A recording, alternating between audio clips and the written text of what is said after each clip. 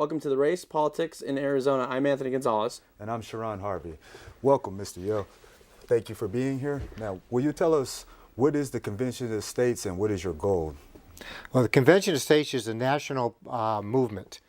We are right now in about 25 states, and we've only been in operation 6 months. And it's based on Article 5 of the Constitution. Mark Levin's book, Liberty Amendments, has made it pretty famous over the last several months.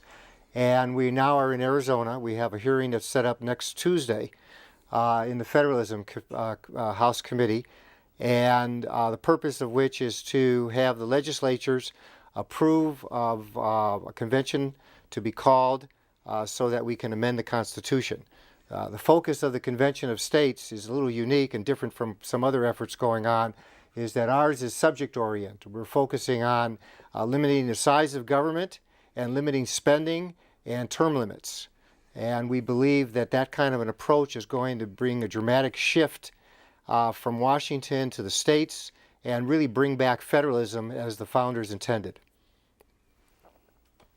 Well, I have a question regarding this. Now, there are several different types of Article 5 movements going on. How is yours unique compared to the other movements that are going on? Well, the first thing is that ours is a very national movement, where the other ones are more regional or even just statewide. As we all know, amendments to the Constitution from various states have occurred since the beginning of the country, and none have been successful. There's literally been thousands of efforts, various types of amendments. And the problem with it is, actually it's not a problem because the founders really put it so that amending the Constitution would be difficult, is that every state has to bring forth the exact same proposal.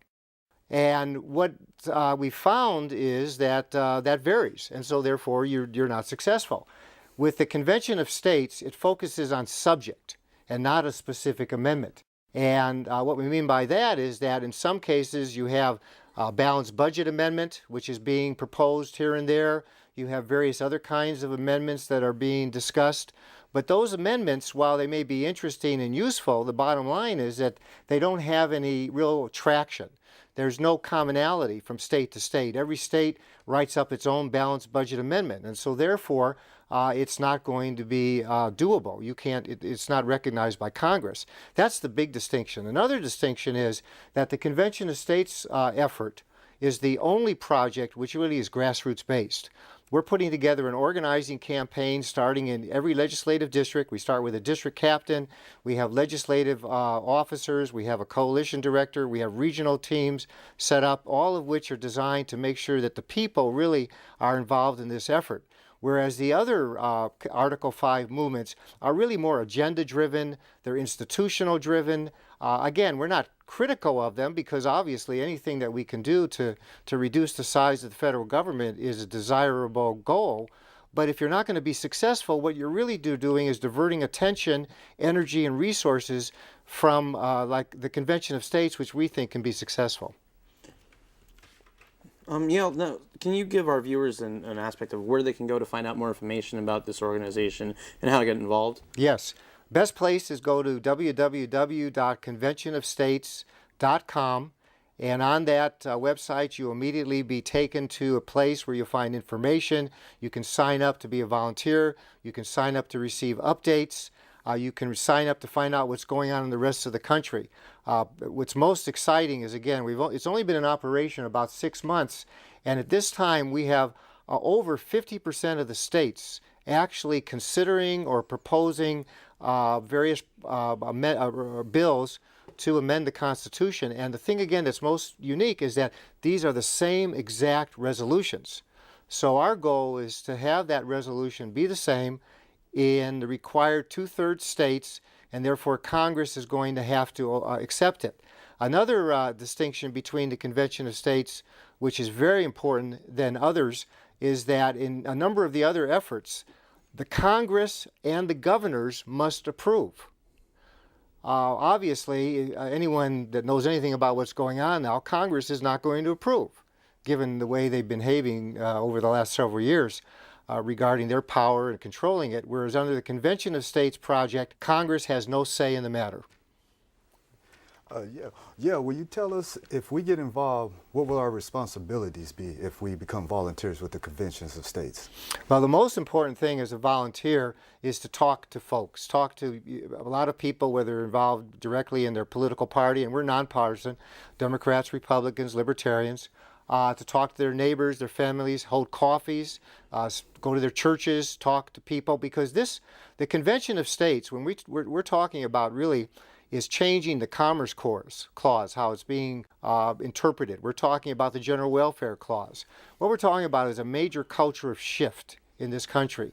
At this time, we have a real culture of dependency growing. I think that's pretty obvious. Anybody that knows anything about politics at this time realizes that. And so what we're talking about is talk to people who are working, paying taxes, concerned about their community, their family, their business, want to be able to make sure they're successful.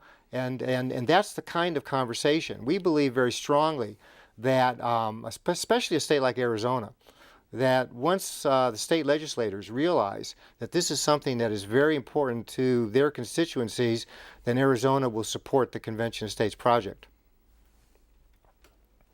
Well, I have one last question for you regarding this, because I know this is going to be the question that is going to come up with every activist that has an idea of this and what possible obstacles you may have.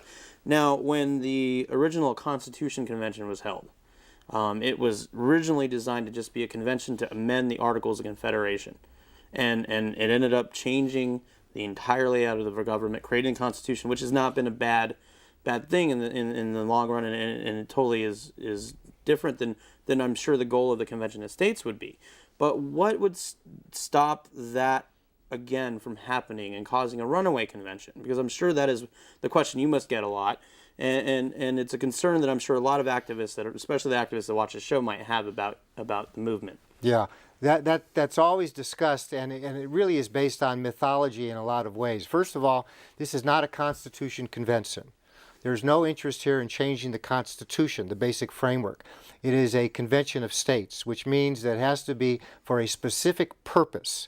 You cannot come to this convention and decide that we want to just do willy-nilly anything. That's the first thing. The second thing is, and this is really important, is that the founders placed this as Article 5 in the Constitution.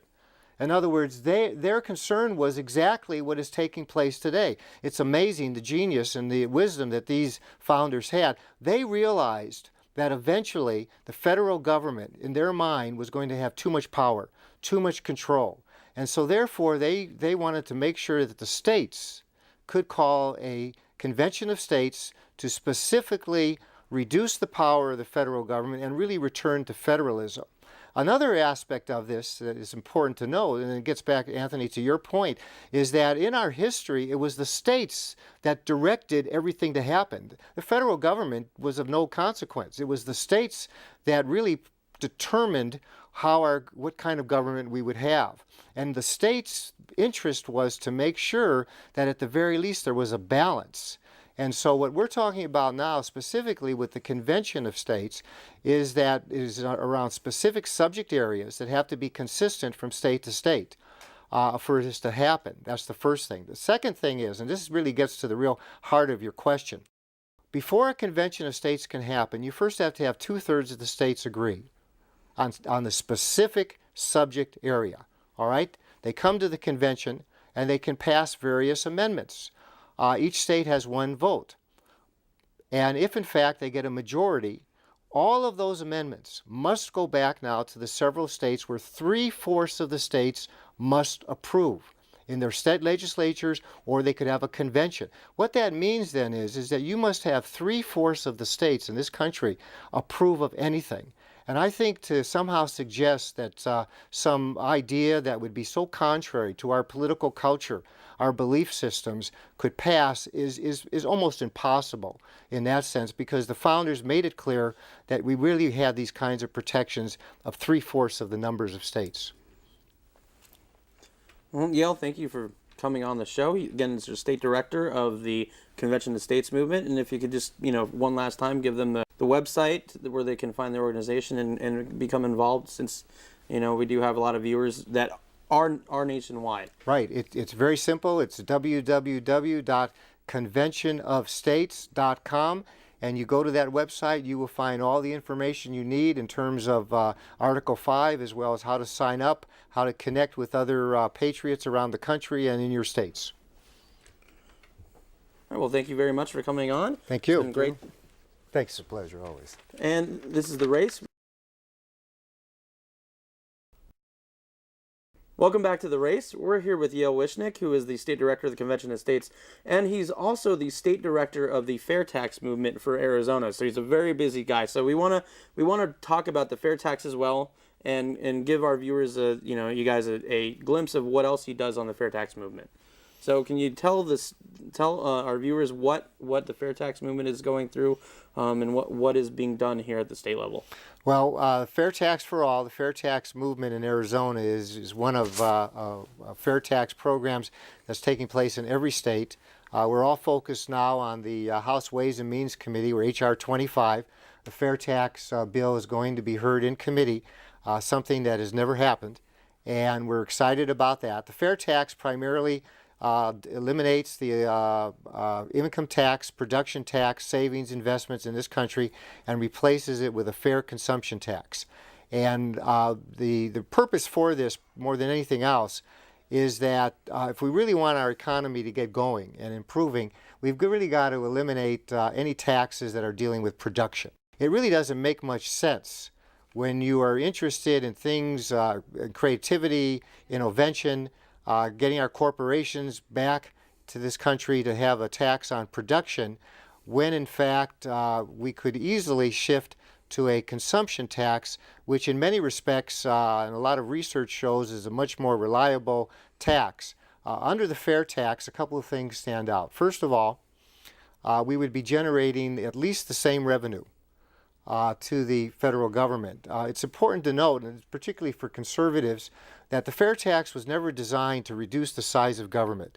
It was never designed to basically reduce spending. We feel that's another issue, completely separate. What it's designed to do is to eliminate the IRS. It's designed to eliminate all taxes on income, savings, production, and investment. It's designed to make sure that when you earn your paycheck, you keep your paycheck. And then you decide what kind of taxes you want to pay with regard to consumption. It's a 23% consumption tax, but it's embedded tax. And this is kind of an interesting idea, but it's not really that complicated if you think about it. When you buy gasoline, you go to the gasoline pump, you pump your gas, you're paying federal taxes. You don't see those taxes in the sense that you don't go to the counter and now pay an extra tax. It's embedded. So here's an interesting thing. You can go to Tucson and pay a certain amount for tax on a certain amount for gasoline. You go to Green Valley, you can go to Nogales, you go other places around the state. It's all different, but the tax is the same. And what we're saying is that under the fair tax, we would also have a similar situation. As it stands right now, corporations in this country have the highest tax in the world, but yet they don't pay really any taxes. It's all based on given to the consumer. And so therefore, the consumer's paying higher prices. If you consider eliminating those taxes on corporations, we're going to see basically prices go down in many ways. And it's about 22% that they would go down. So we see it as really a neutral in the sense that you're not going to really be paying any more taxes on that. The other part of the fair tax, which is I think most important, is that under a fair tax situation, we would see manufacturing return back to this country because of the fact that, again, no taxes on industry, no taxes on corporations. We would also see corporations return back to this country, not only because they're not paying any taxes, but also at the same time they're going to be seeing with this a situation where people are going to be having better jobs. We're going to be seeing more innovation. The other part, which is also interesting, is that under the fair tax, you do not pay any taxes on used goods. So anything that's used, you don't pay a tax on. The reason for that is because you'd be double taxed, double taxation. Well, what we've seen then is a whole new industries develop in the area of our economy. For example, if you have a toaster, a microwave, a television, and someone repairs it, and that television is equally as good as a new one, but you're not going to pay any federal taxes. You're going to buy those used goods. What that means is we're going to have cottage industries develop everywhere, in new industries on fixing things, repair things. We're going to be becoming much more of a country based on manufacturing in that sense, as I said, but at the same time, we're going to be having people learn new skills because there's opportunities for them. You drive that down to the schools. One of the biggest complaints about our schools today is that vocational education is not taught. Technical education is not taught. And so we're going to see a whole new schools take place where we have education in the area of vocational education under the fair tax as well. All right. Yale, well, thank you very much for coming in, talking with us about the Convention of States, the fair tax. Where can people find out more information on the fair tax and how to get involved with that? Well, they can go to our website, fairtaxforall.org, fairtaxforall.org, and they can find out all kinds of information on that, what's going on in Arizona as well as the rest of the country. Okay. Well, thank you very much for coming on the show. It's been great. Thank you. Appreciate Mr. it. Thank you. And we'd like to thank y'all for Good evening, Arizona. I'm Anthony Gonzalez here with The Race, and we are here with Christine Jones, who is running for the governor of Arizona. We are live at the Pima County Candidate Forum, and welcome to the show. Thank you. Nice to be here. Yeah, so you're running for governor of Arizona. Now, how many candidates are there? Because we know that we've got Doug Ducey, yourself, Ken Bennett, and a couple of others that are going for it. Well, last time I checked, the cast of thousands in the Republican primary included 8 candidates who have officially joined. And, of course, there's still time if anybody else wants to jump in the mix. But at the moment, there are 8, and I think this is a great primary because it's one of those where voters have a really nice choice among some qualified candidates. And it's an opportunity to make a choice that's not the lesser of the evils, which is what we feel like we do a lot of times. We do in a lot of cases. So let's talk a little bit about that. So what we're looking at is a field of candidates who have different, very broad experiences. So can you elaborate on what your personal experience is? Because I know this is your first time running for office. So just can you give us a little bit about what you have done and what you hope to do should you win this primary and then win the election in November? Sure. Well, I come to this from a business background. I spent 11 years at a startup technology company up in Scottsdale with the crazy name GoDaddy. And when I joined, there were just a few dozen employees, and over the 11 years that I was there, I worked and we grew. And when I left, we had thousands of employees, and we were providing technology services to millions of entrepreneurs and small businesses all over the world. And I'll tell you what, I am really proud of GoDaddy. It is a great Arizona success story, but let me explain why. We succeeded at GoDaddy despite the government's best efforts to put up roadblocks. And one of the reasons I'm running for governor is because I believe government should enable and empower the private sector, not hinder it. And it was puzzling to us at GoDaddy to have that experience. We succeeded and we were very fortunate, but not a lot of startups do. A lot of them fail because there are taxes and regulatory burdens and approval processes and lots of stuff to navigate that just shouldn't be there. So it's one of the priorities I have as governor really is to focus on economic development and help those companies in Arizona that have really great ideas and are run by great people who are taking risks and trying to build something to help them to survive and thrive and create jobs. So I'm sure that many of our viewers have heard of GoDaddy and are aware of that, and of course Danica Kirkpatrick and all those people that do with that company, but it really did start in a garage. Just like many of the other great internet companies like Apple and so forth. So that's a really good experience to come from. It is. So now you're a business background. Your profession is that of the law. So did you happen to run into any troubles with the NSA with all this fiascos that we've been hearing about surveillancing and monitoring people's internet searches and that sort of thing? Well, it's interesting you ask that because when the whole Edward Snowden controversy broke and it became apparent that the NSA was monitoring the communications and the comings and goings of ordinary, everyday, law-abiding citizens, a lot of people asked me, was GoDaddy involved in that? And if you look at the list of the 9 companies that were involved, there were 9 major internet companies that were involved. You will not find GoDaddy's name on that list. And that's because, in addition to being a lawyer and a CPA, I'm also a fierce defender of the Constitution. Okay. And I mean, I am an unapologetic conservative. I think we have constitutional values for a reason. So even at GoDaddy, we weren't the government and we weren't law enforcement, but I really took that constitutional protection seriously.